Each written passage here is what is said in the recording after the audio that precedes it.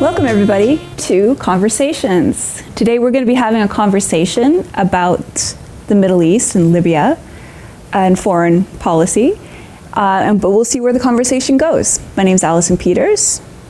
My name's Piercy. I'm Dan Nissenbaum. I'm Natasha Diamondstone. And I'm Peter Diamondstone. Great. So Megan. Yeah. Okay, so this How about we week, start with the word expression Middle East. What does that mean? It means that area in relationship to England. So that's seeing England as the center of everything and everything in relationship to that one spot. How smart you are. So this is kind of a leftover term from, or not so much leftover, but it's kind of an imperialist kind of exactly. terminology that we take for granted. And maybe we should think about the words we use and find alternatives when we find them so pejorative as this one. So what could we use instead? Any ideas? Well, for Middle East, we could use Southwest Asia. Mm-hmm. I think Turkey is in Asia. Yeah, I think so. But it doesn't give us the coverage of North Africa. Why is it that the countries in Northern Africa have been identified as the Middle East instead of Africa? Uh-huh. Well, we don't recognize Africa. Maybe. Africa is a kind of suburb of Savannah, Georgia. Right? I mean, the whole economy of the United States is built on African labor. But we do talk about Africa as a geographical place. Uh-huh. And so why don't we refer to countries such as Libya as being in Africa, Northern Africa? Why don't we do that? Maybe that doesn't fit on our concept of Middle East. Well, maybe there's also a Near East. Middle East, Near East, and Far East. Yeah. So, Middle East we can eliminate by using Southwest Asia. Near East we can eliminate by using Africa or North Africa. And the Far East we can eliminate by referring to Southeast Asia, which is how I remember referring to Vietnam, because I didn't want to use Southeast Asia. And we actually had a group called something for freedom in Southeast Asia. Was it Vermonters? I don't remember. The organization may still exist on paper somewhere. What was the organization doing? Do you remember? Yeah, we were resisting the war in Vietnam and Laos and Cambodia, the United States war. And it was us, and it has some similarities to the war in Korea, because in both cases it was the United States that refused to follow through or prevented the follow through on the peace treaties. The French entered into a peace treaty and the Geneva Accords to end the war in their war in Vietnam. And it included a provision that within 2 years there would be a plebiscite to determine whether Vietnam would be unified or not. And the same kind of provision was in effect in the truce. I was in the military when that truce was adopted. Yeah. What year was that? 53. Okay. I was. Might have been 54, but that truce contained a provision that within 90 days both Koreas would enter into a peace agreement, the terms of which were outlined in the truce agreement and included also a plebiscite within 2 years to determine whether Korea would be unified. Well, the United States stopped the unification plebiscite in Vietnam by keeping Bao Dai in power on condition that he wouldn't allow the plebiscite to go forward. And we did it in South Korea by telling them that we're not going to move our troops out of here. We're going to continue to treat it as a war zone. So you're not going to sign that peace treaty, and we're not going to have a plebiscite. And so both truces, both treaties, were abrogated by the United States intervention, first in Vietnam, or was it first in Korea? First in Korea and then in Vietnam. The intervention in Vietnam came after '56, and the one, I think the Vietnam Accords in Geneva was signed in '56, or was it 54? Not holding on too well with it. But the other one was 53, 54, Korea. Was there a real chance of an independent Vietnam at that point? Of course. Because my understanding is that the French were colluding. The international power, the polarity of international power was changing, shifting to the United States. And so there was, my sense is that there was never a real chance there. That, in other words, it was a passing over of the baton from the French to the United States of who is going to be the imperial power. I don't know. Certainly seemed to me that the plebiscite could go forward on whether to unite the country or not into one. And there's now not a doubt that the vote would have been 98% voted to reunite Vietnam, which is what we didn't want. And when Bao Dai we thought he might go along with it, we kicked him out and put and somebody, was his name Diem? We just continued to exercise control over it. I don't know whether it was out of a conspiracy as you'd see it, but it happened. It's in both Korea and Vietnam. And that's in the Far East, when you're looking at Britain as the place from which all direction is taken. And what's really happened is, it certainly appears to me that we've taken over for the United Kingdom in being the colonial power in North Africa, Asia, what's called Asia Minor, or Southwest Asia and Southeast Asia, including India. I think we now are the power in India, Pakistan, and I think we have to leave out Iran because that's not an Arab country. So Libya, I have a map here, is next to Egypt. And what would Libya be considered in like this westernized language? Would it be the North Africa. North Africa. Okay. And that's what we were hoping to discuss a little bit more in depth. Can we bop over to that? Yeah, one thing I wanted to bring up was I had listened to an interview with a couple, their names are Janet and James Moriarty, and they were business, a couple of businessmen and women, and they were working in Libya in the oil industry when NATO invaded, and they give a very different picture of what was going on over there than you hear. I have a question. What is NATO? I'm totally... That's different than Plato. Oh, okay. No, but what?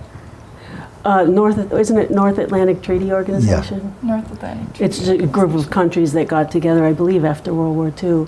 But Okay, thank you. just to finish this train of thought here, so there's a couple were there when NATO invaded Libya, and saw a very different picture than what we were hearing over here in What year mainstream was that media. again? 2011, when Right. when Hillary Clinton was Secretary of State, and they saw when they first got there, they described it as a very vibrant, strong, beautiful country. They said Muammar Gaddafi was not the man that they portrayed in the media over here. He was, at that point, not their political leader anymore. He was their spiritual leader, and that he was trying to unite Africa, the African currency, which was actually based on gold and not just paper, and he was trying to unite them and to have a common currency, kind of like I guess like the euro, although they didn't compare that. But anyway, and so what they were describing, what they were saying was that, basically the United States and NATO assassinated him because they didn't want him to become so strong.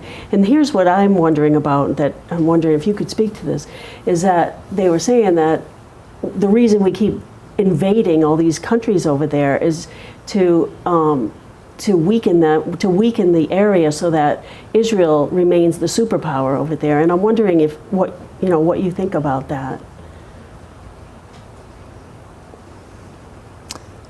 Makes some sense, but I see it as a much more direct thing. I mean, it looks to me like the United States wanted regime change because Gaddafi had created in Libya the highest standard of living of any country in Africa.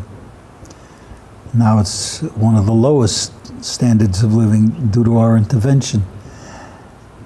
And I don't think there are many people, besides the people you were listening to, who thought of that as an invasion by the United States and NATO. But I agree with that terminology.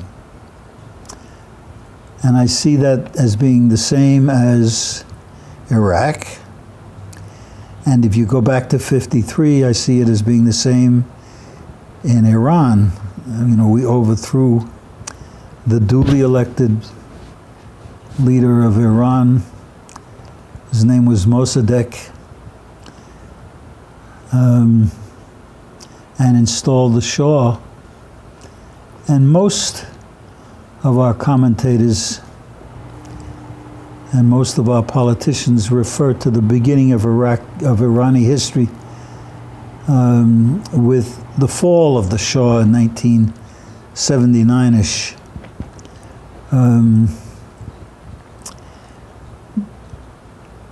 But when we look at what kind of government exists in Iran, we really have to trace it back to the fall of a duly elected government brought down by the United States government in 1953.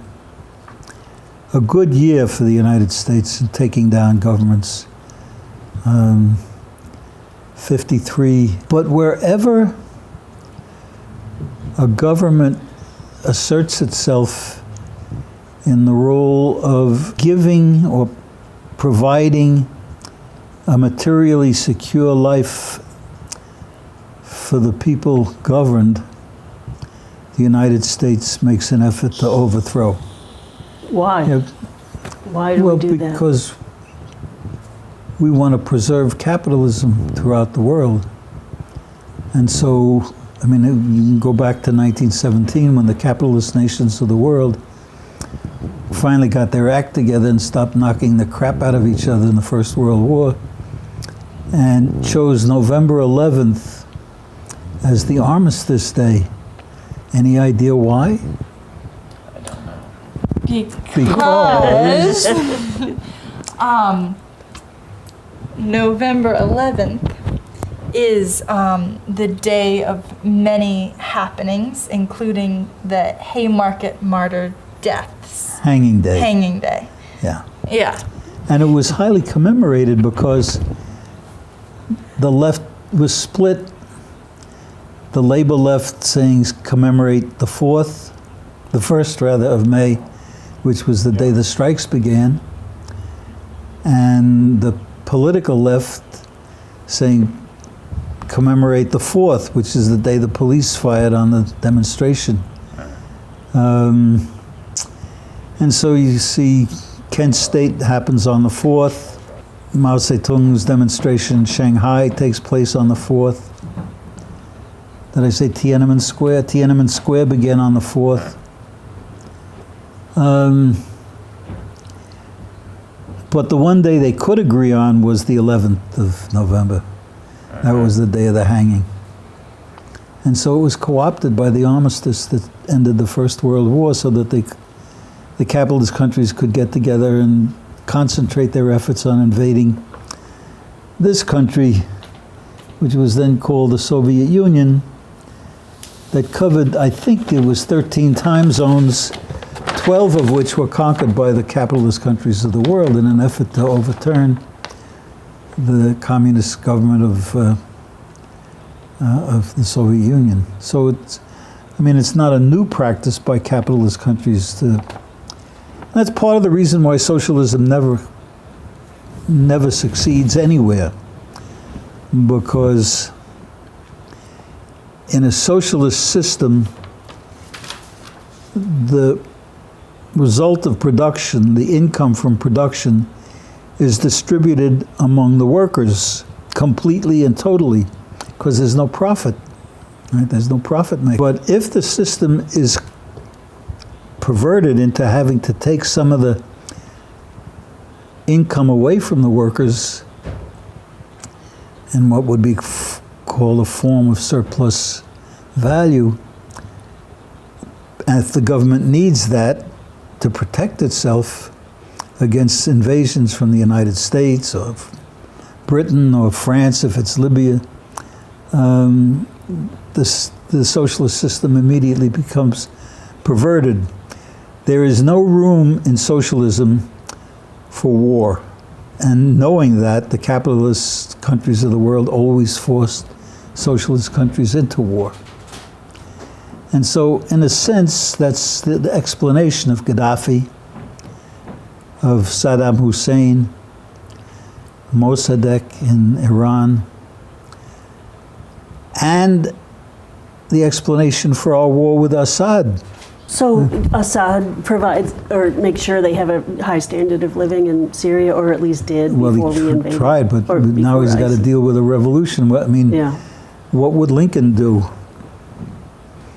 if Lincoln were the president of Syria? I think pretty much what Assad is doing. And when Lincoln did it, he was a hero. When Assad does it, he's the villain. What are the ostensible reasons that the United States gives for its actions in a country? Well, because he's a dictator. Right. Yeah, well, In Libya and in Syria. he's. And before this, I hate to call it a revolution. It seems like, to me, it's one of those things that's sponsored by the West to overthrow the government.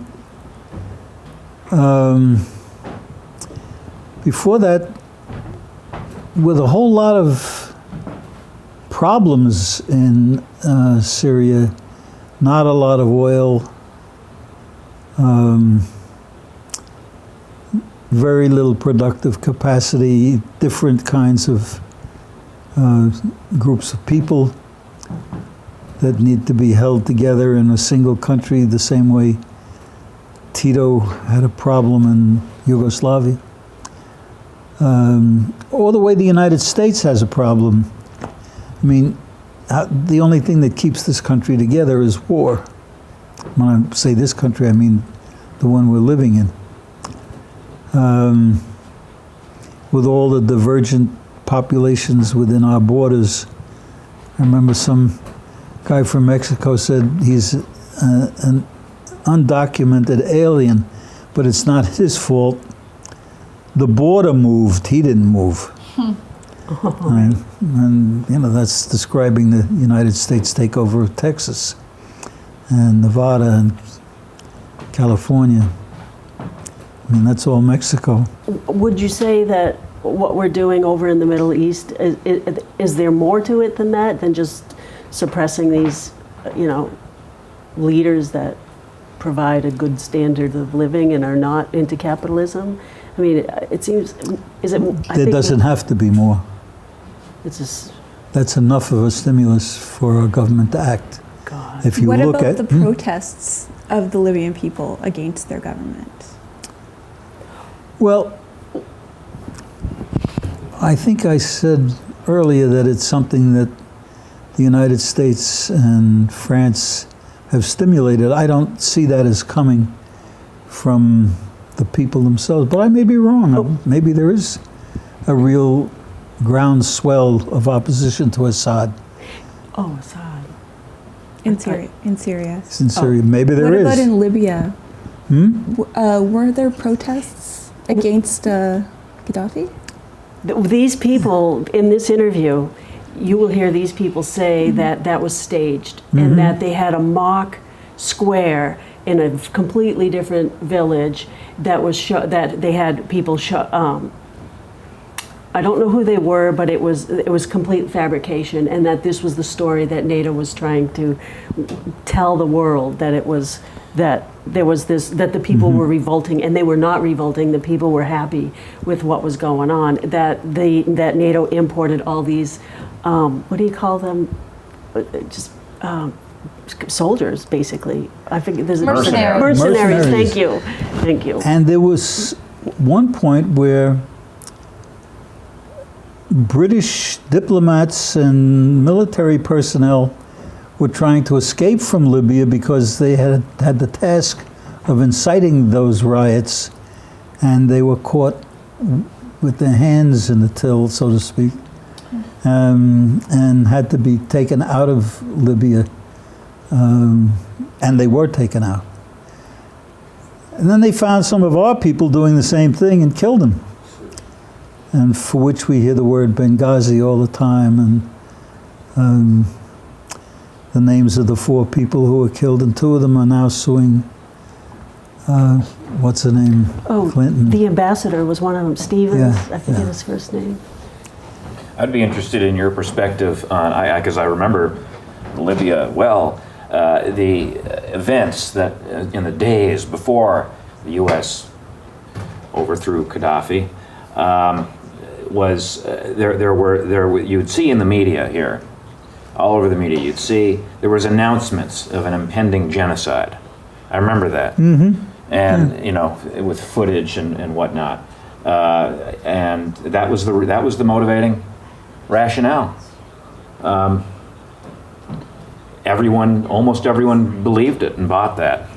What about asking the Libyan people themselves what was going on? You know,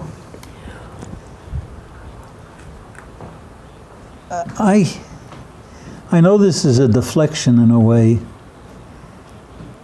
but there isn't really anything that you can believe about our government and the information that comes from it. And I want to start with the Twin Tower. You know what that expression refers to? To the 2 buildings in downtown Manhattan that collapsed on 9/11, 2001.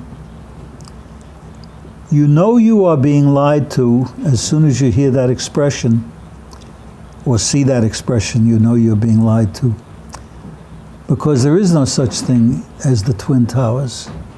There's only the Triple Towers. And nobody talks about the Triple Towers because the 3rd building came down that same day but wasn't hit by any aircraft. It was only hit by nanothermite and predetermined demolition.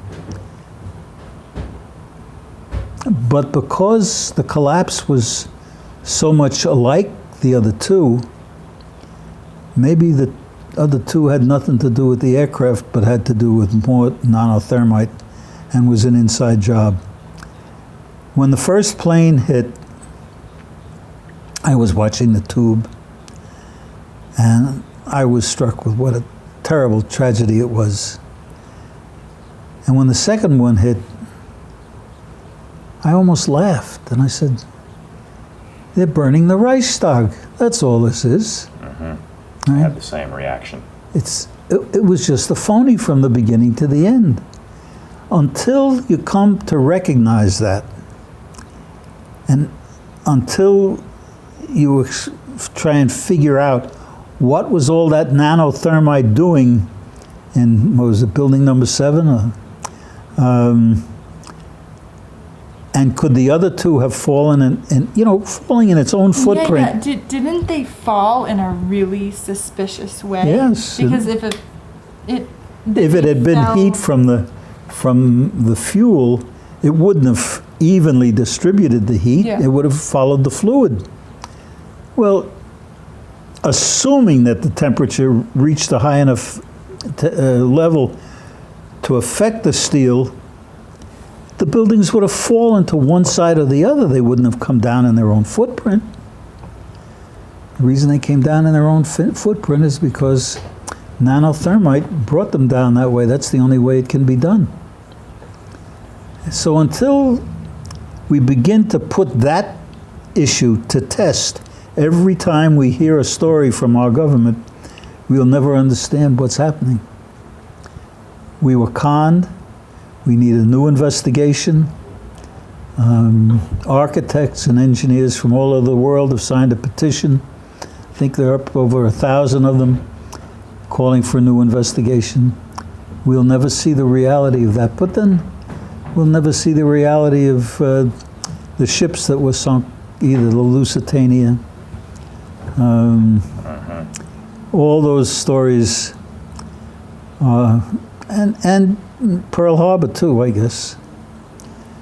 Also, on a smaller scale, like all over their setups of police throwing bombs, or one person who's told to like make a dramatic, make a very calm riot into a dramatic occasion.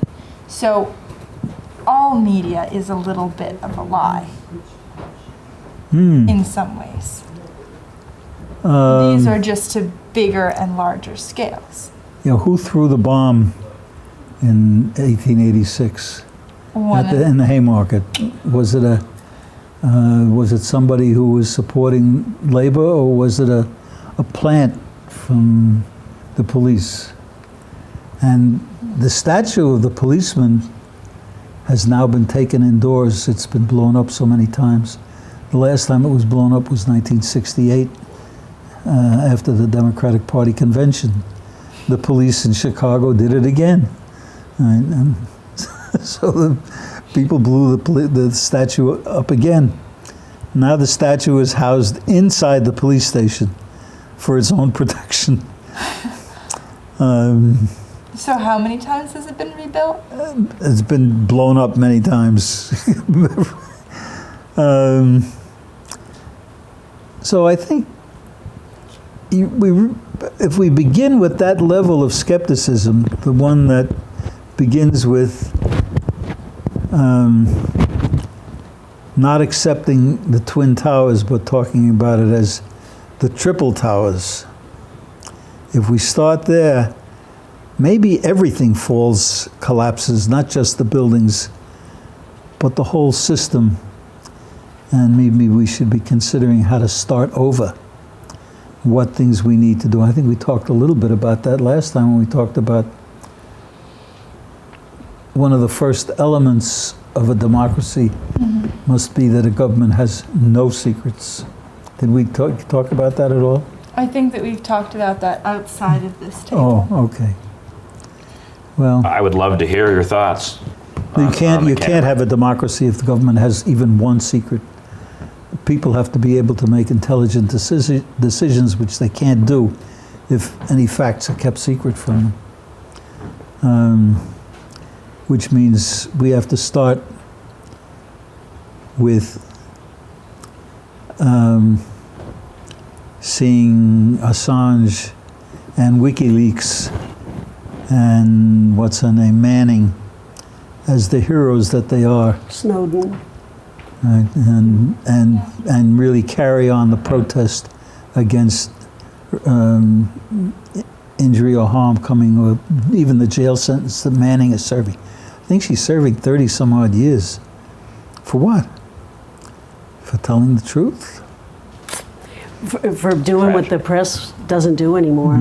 The press, that used to be their job, is to inform the Yeah. people and the voters and the electorate, but I mean, they don't do it anymore. Even the reformer used to carry the votes of our congressional delegation when they voted on an amendment or on a bill in Congress. The votes were recorded, and you could look it up in the reformer.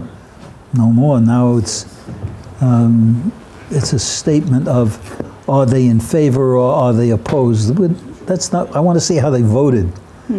But we never get that, or rarely get that. We got that on the vote on the assistance to the Zionist government in Palestine, sometimes called Israel.